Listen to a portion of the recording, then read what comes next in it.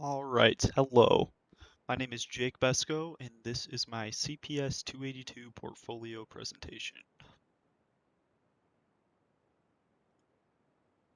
So the labs I'll be covering are Lab 5, the midterm practical, Lab 6, Lab 9 and 10, Lab 11 and 12, and my final project. We're going to start off with lab number 5. Going to get it pulled up here.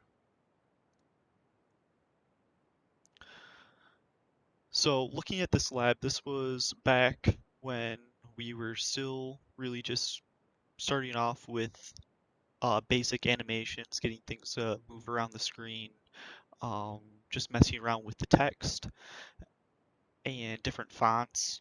That I know that was the main goal of this project was figuring out how to find different fonts online and how to import them into Unity and how to actually um, use those fonts in Unity with text. So here we had to use 4 different fonts, and then we had to make this 50% off sign have a looping animation. I just had mine come off screen and on screen, then it disappeared and came back. And then we also were supposed to add in this QR link that would take you right to Google Maps and hopefully to the location of the garage sale, but this was a fake garage sale, obviously. Um, this project was really not that difficult. It just took a second to really get used to how to extract different fonts from the zip drives that you download off of 1001fonts.com, and that's what I primarily used for this project, and that's the only site I use for all the projects in the future where I wanted to mix up the fonts a little bit. And next I'll be showing you guys our midterm practical.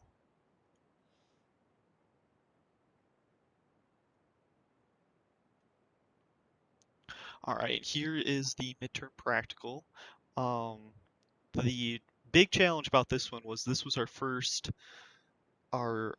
lab that we had to do without the professor's help. And it was a accumulation of everything we had learned so far. So the animating, the different types of fonts, um, finding our own assets online. All we had was a theme, which was the Carnival Fun theme to go off of, and we just had to do what we could from there to come up with whatever we wanted. And for mine, I had a couple different animations going on. I had the tiger leaping through the fire hoop, and I had the gymnast going across the tightrope, and then we have this clown that's just kind of zooming back and forth across the screen. And then we also had to make sure that we had one image in the project that was moved using WASD. So I just chose the ringleader for mine.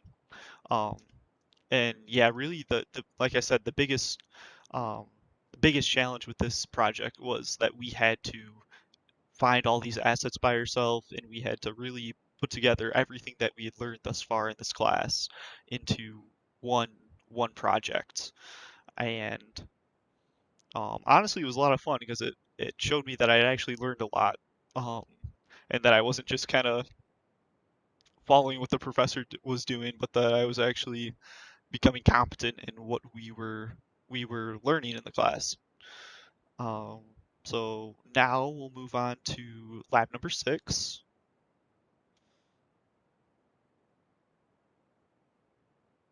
Pulling up lab number 6 here.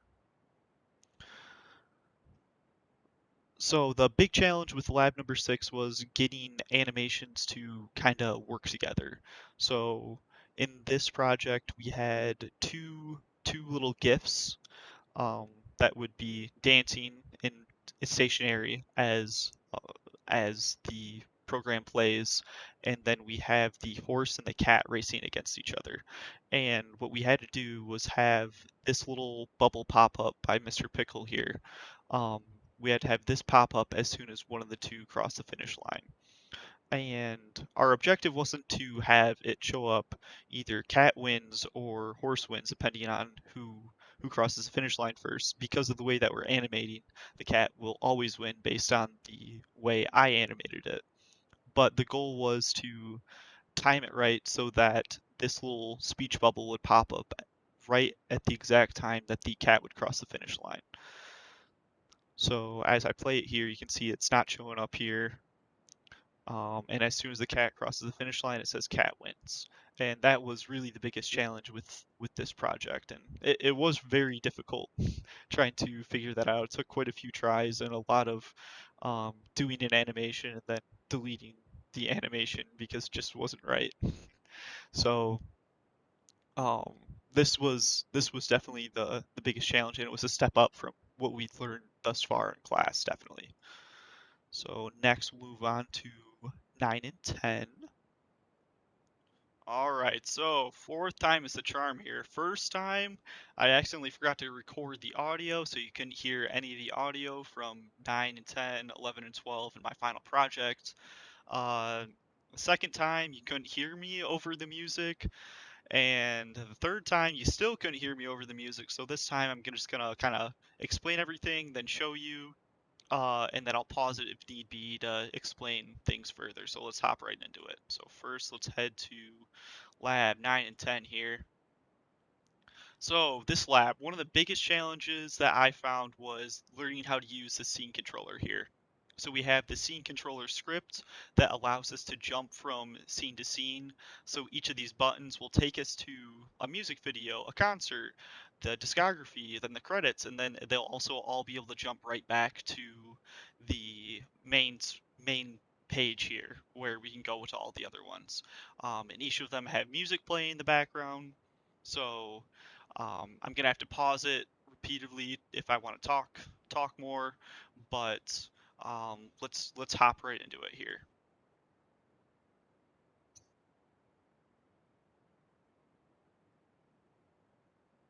So as you just heard, we have Karma Police playing in the background, and next I'm gonna click on the music video here and show that off.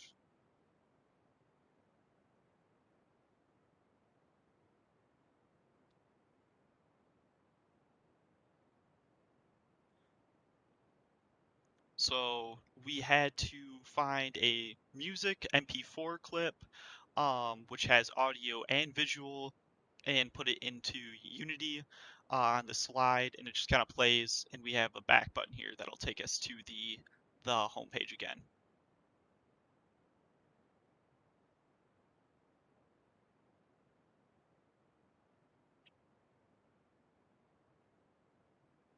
So next we're looking at the concert here. Um, as you saw, I clicked the back button, went back to the home screen, then clicked on the concert. One thing that I found a little weird with this one was that um, the buttons just took very long to kind of activate with this one. Moving on to the 11 and 12 project and the final project, I that wasn't an issue at all. Maybe it was just because it was my first time using them that I was a little clunky.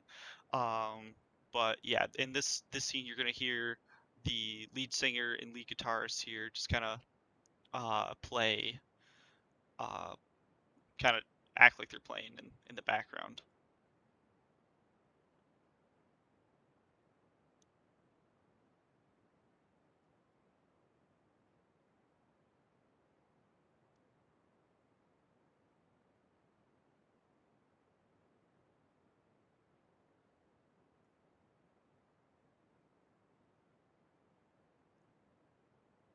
So I kind of just skipped through the discography in the credits here, but in the discography, it just kind of shows the two album covers that were shown off, and then we have the uh, credits to all the different websites I use to extract the music video and the songs that are playing on all the slides. So next, we will head on to lab 11 and 12.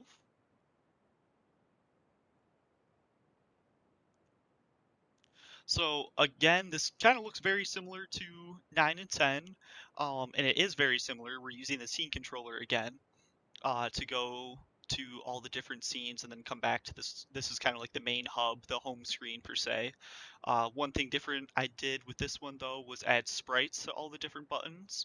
Um, that kind of showed off the name of the actual Star Wars episode. So we have New Hope, Empire Strikes Back, Return of the Jedi. So you kind of know which one you're clicking on, and rather than just kind of saying like Episode 4, 5, 6, it's like the actual Star Wars logo for that episode. So I thought that was kind of cool. Um, but you were gonna have the original crawl kind of showing up here on this TV. Um, and we also have a button down here for Chewie's voice line. But the main problem, or I guess the main challenge with this one was getting the uh, audio player or video player to work. Sorry. So what we had to do was implant a MP4 video, just like we did in 9 and 10, but this time we had to be able to control it with stop, pause, play, fast forward. We didn't have to worry about rewind at all because we didn't know how to uh, make rewind possible with the tools we have in Unity. So it's just kind of there for show in all three of these. Uh, but all the other four buttons do work. So I'm gonna go ahead and play it here.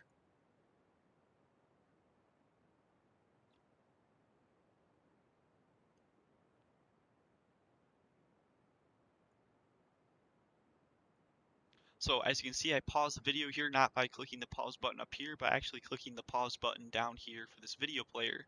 And we can also stop it, we can hit play again, and we can also fast forward a bit, and we're going to head back to the home screen and head to the next one. So again, this clip from episode 5, same thing, stop, pause, play, fast forward, head back to the home screen. Same thing for episode 6 here, we got our stop button, play button, sorry, pause button, fast forward, and then the rewind doesn't do anything, as I said before. But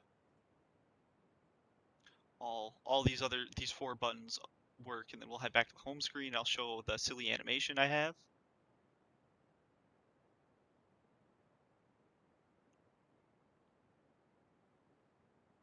So for this little fight scene, I just had a TIE fighter and a X-wing just kind of flying around space with a little noise in the background to simulate like them zooming across the screen or whatever. And then we have a credits page where I just kind of list all the YouTube videos I use to link the MP4s to my project. And finally, we'll end it off with my final project here. We'll head to the logo screen. Um, so what I chose for my final project was Naruto World, um, and it's really it's a real place. Hold on, I'm gonna fix this really quick. I don't know why it's popping up like this. There we go. So um, this is a fake ad per se, but it's a fake ad for a place called Naruto World in Japan. And Naruto's an anime. It's my favorite anime. That's why I picked this one. I thought it'd be really fun to do a project with it. So uh, I'll have these buttons. I have these buttons here and here. This one gives a Naruto voice line, and this one is Naruto's favorite move, the Rasengan. So it's like a Rasengan um, powering up, and then we have an intro playing on this TV here, and you're gonna see all of the letters kind of pop into place on screen along with this subtitle, kind of explaining what I just explained to you, that this is an ad for the real Naruto world located in Japan.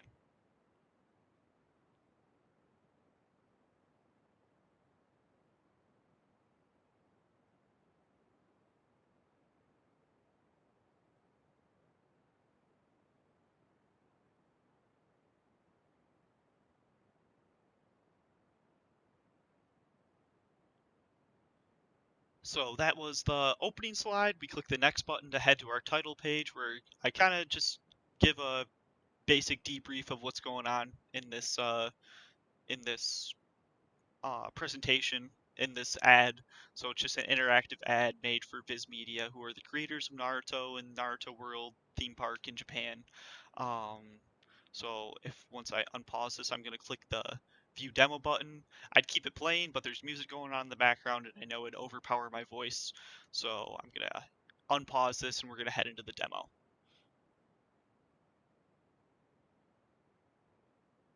So again, I'm pausing because we have music going on in the background.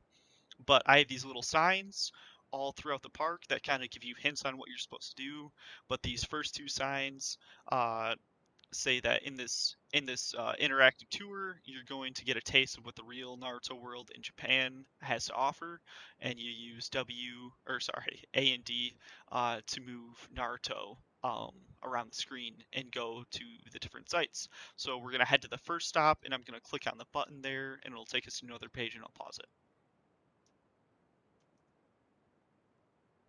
So as you can see, I'm using A and D to move Naruto around. Um, Now here we have, I've stopped it because there's music playing, as I said. But I have these little signs that kind of give you hints on what you should do. So it's telling us to click on this button right here. So I'm going to go ahead and do that. And so we have um, what the actual Naruto Hidden Leaf Gate looks like when you actually enter the theme park. This is the entrance to the theme park in Japan, but it's also the main entrance to their village in the anime. And just about every episode starts off with going through the gates and kind of giving a wide angle shot of the whole village. So unpause it and head back to the overworld.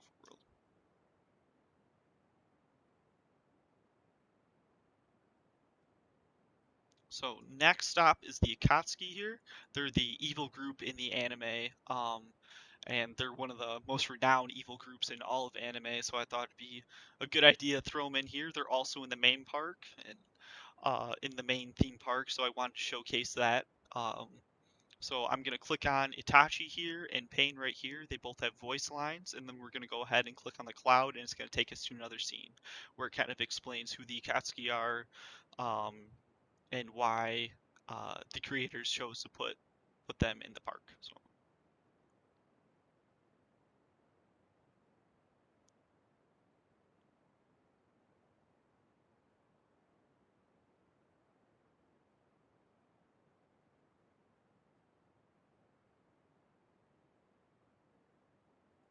So as you just heard, this was Itachi's one of Itachi's favorite famous jutsus, and this was one of Pain's famous voice lines. And I just kind of linked them to both these buttons, so when they're pressed, it'll say those. So as I said, once we click on the cloud, it's going to take us to another screen, kind of explaining what the uh, little scene looks like at the actual Naruto theme park, um, and explain who the Akatsuki are, which is that evil group in Naruto, and they're trying to catch Naruto and steal the Nine Tails fox that's inside him. So I'm gonna unpause it.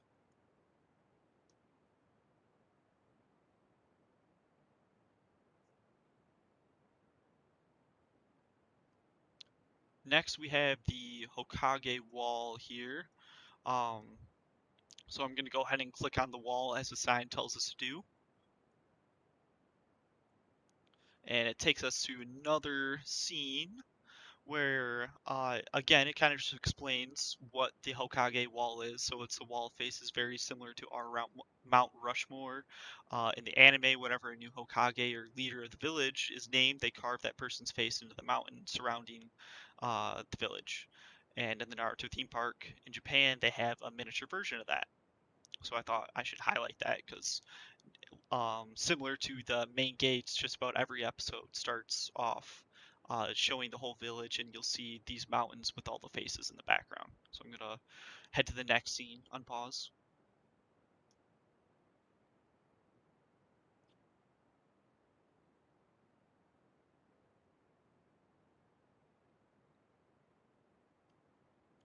Now here we're at our final stop, which is the Ichiraku Ramen Shop. We have a button and a voice line for Mr. Ramen Man here, and then we can also click on the shop itself to go into it, and um, it kind of explains what it is. Um, so I'm gonna unpause it here.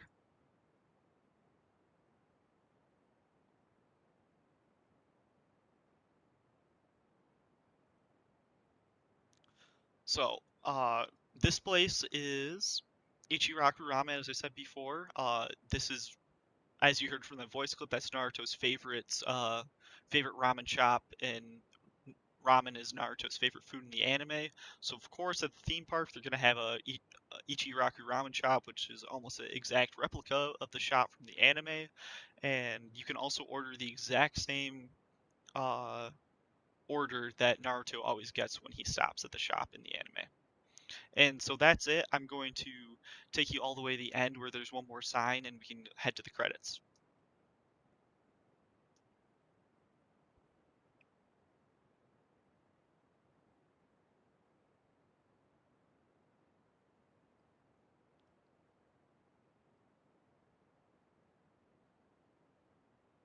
So here we have the credits where I just kind of link all the YouTube videos that I use for the music and the videos and all the different editing softwares that I used to make all this come together. This was a really fun project and I really liked working with it.